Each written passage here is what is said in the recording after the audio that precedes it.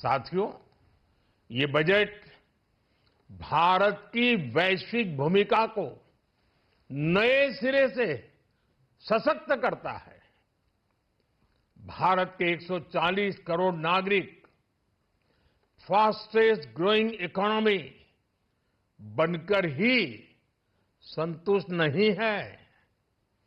हम जल्द से जल्द दुनिया की तीसरी सबसे बड़ी अर्थव्यवस्था बनना चाहते हैं। ये करोड़ों देशवासियों का संकल्प है। दुनिया के एक ट्रस्टेड डेमोक्रेटिक पार्टनर और ट्रस्टेड क्वालिटी सप्लायर के रूप में भारत की भूमिका लगातार बढ़ रही है। हाल में जो बड़ी बड़ी ट्रेड डील्स भारत ने की है, मदर ऑफ ऑल डील्स, उसका मैक्सिमम बेनिफिट भारत के युवाओं को मिले, भारत के लघु और मध्यम उद्योग वालों को मिले। इस दिशा में बजट में बड़े बड़े कदम उठाए गए हैं। साथियों, इस बजट में मेक इन इंडिया और आत्मनिर्भर भारत अभियान को नई रफ्तार के लिए महत्वाकांक्षी रोड मैप प्रस्तुत किया गया है।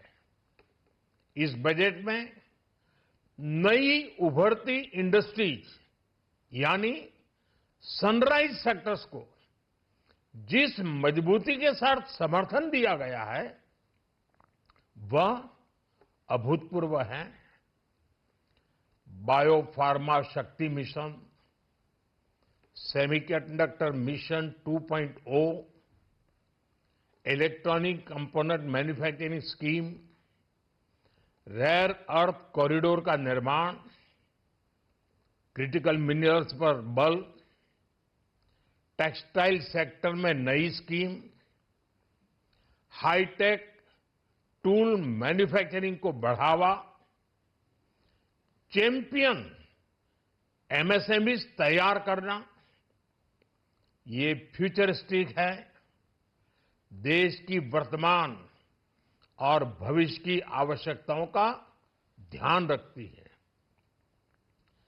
एमएसएमईज को, हमारे लघु और कुटीर उद्योगों को जो समर्थन इस बजट में मिला है, वह उन्हें लोकल से ग्लोबल बनने की नई ताकत देगा। साथियों, बजट में इंफ्रास्ट्रक्चर को मजबूत करने के लिए कई बड़े कदम उठाए गए हैं। डेडिकेटेड फ्रेट कॉरिडोर, देश भर में वाटरवेज का विस्तार, high speed rail corridor, tier 2 और टियर 3 शहरों के विकास पर विशेष ध्यान और शहरों को मजबूत आर्थिक आधार देने के लिए म्युनिसिपल बॉन्ड्स को बढ़ावा।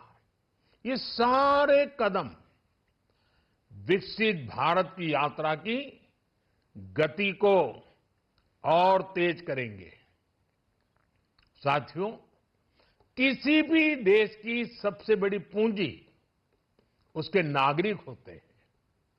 बीते वर्षों में हमारी सरकार ने देश के नागरिकों के सामर्थ्य को बढ़ाने पर अभूतपूर्व निवेश किया है।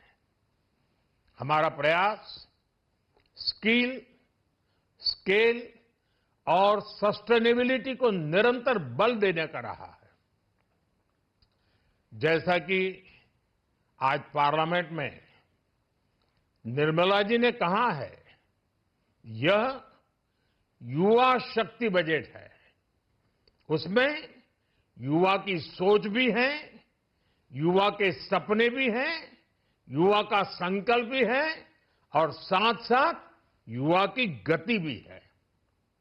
बजट में जो प्रावधान किए गए हैं, उससे अलग अलग सेक्टर्स में लीडर्स, इनोवेटर्स और क्रिएटर्स तैयार होंगे।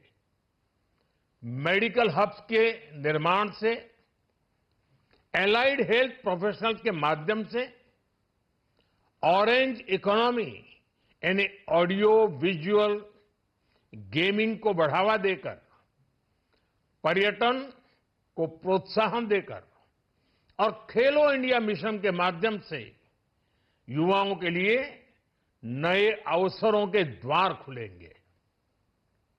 भारत को दुनिया का डेटा सेंटर हब बनाने के लिए टैक्स में बड़ी छूट की घोषणा भी की गई है। मैं भारत के युवाओं को विशेष तौर पर इस बजट की बहुत बहुत बधाई देता हूं, क्योंकि इससे एम्प्लॉयमेंट जनरेशन को बड़ा बूस्ट मिलेगा।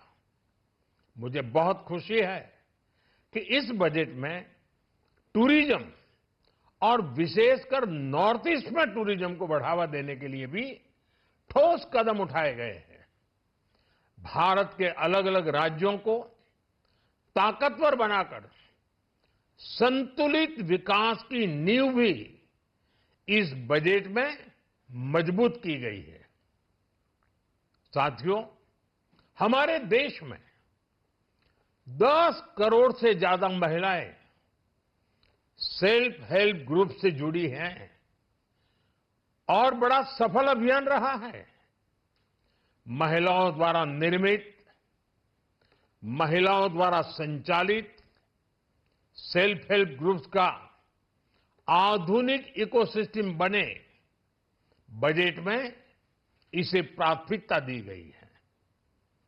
कोशिश यही है कि हर घर लक्ष्मी जी पधारे।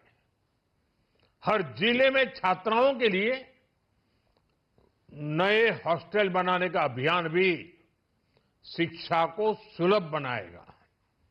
साथियों, भारत की कृषि, डेयरी सेक्टर, फिशरीज, इन्हें हमारी सरकार ने हमेशा सर्वोच्च प्राथमिकता दी है। इस बजट में भी नारियल, काजू, कोको और चंदन की पैदावार से जुड़े किसानों के लिए अनेक अहम कदम उठाए गए हैं। भारत विस्तार एआई, इस टूल से किसानों को उनकी भाषा में जानकारी मिलने से उन्हें बहुत मदद मिलेगी। फिशरीज और पशुपालन में उद्यमिता, उसको बढ़ावा देने से गांव में ही रोजगार और स्वरोजगार के और ज्यादा अवसर बनेंगे। साथियों, ये बजट एम्बिशियस भी है और ये बजट देश की एस्पिरेशन को भी एड्रेस करता है। मैं एक बार फिर निर्मला जी और उनकी पूरी टीम को इस फ्यूचरिस्टिक बजट के लिए, संवेदनशील बजट के लिए, गांव, गरीब, किसान का कल्याण करने वाले बजट के लिए बहुत बहुत बधाई देता हूं। बहुत बहुत धन्यवाद।